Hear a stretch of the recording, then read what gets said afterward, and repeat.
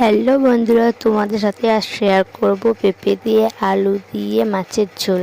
তো আসসালামু আলাইকুম বন্ধুরা। তো আমি এখানে 250 মাছ নিয়ে নিয়েছি। এই মাছটাকে একটু নুন হলুদ লাগিয়ে ভালোভাবে তেলে ভেজে নেব।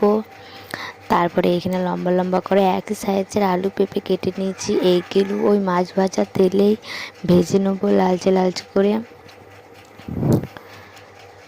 একবারই লাল লাল করে ভেজে নেবো। এরকম করে ভাজা হয়ে গেলে তারপর আমি এখানে নিয়ে নিয়েছি রসুন, আদা, পেঁয়াজ, শুকনো লঙ্কা আর নিয়ে নেব গোটা জিরে। তো এটাকে ভালো করে পেস্ট করে নেব। পেস্ট করা হয়ে গেলে অন্য কড়াইয়ে ভালো তেলে একটু পাঁচফোড়ন দিয়ে দেবো ফার্স্টে। তারপর দিয়ে দেবো বেটে রাখা পেস্ট, আদা রসুন যা দেখালাম ওই পেস্টটা দিয়ে দেবো। তারপরে এটা একটু ফুটবে যখন, তখন দিয়ে দেবো ধনে গুঁড়ো, জিরে গুঁড়ো, লঙ্কা গুঁড়ো, হলুদ গুঁড়ো।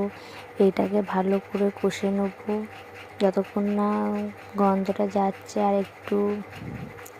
তারপর কষা হয়ে গেলে দিয়ে দেবো আলুকে ভেজে রাখা, পেঁপে ভেজে রাখা আর একটু লবণ দিয়ে দেবো স্বাদ অনুযায়ী। তারপরে এটাকে ভালোভাবে কষিয়ে নেবো কিছুক্ষণ, 10-20 সেকেন্ড এটাকে কষে নেবো ভালোভাবে।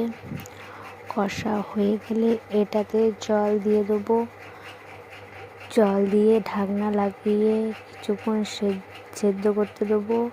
সেদ্ধ হয়ে গেলে তারপর মাছগুলো দিয়ে দেবো। তারপরে ধনেপাতা কেটে রাখা দিয়ে দেবো। দেওয়া হয়ে গেলে কিছুক্ষণ ফুটিয়ে নেবো। ফুটানো হয়ে গেলে আমাদের রেডি পেঁপে দিয়ে মাছ দিয়ে আলু দিয়ে ঝোল।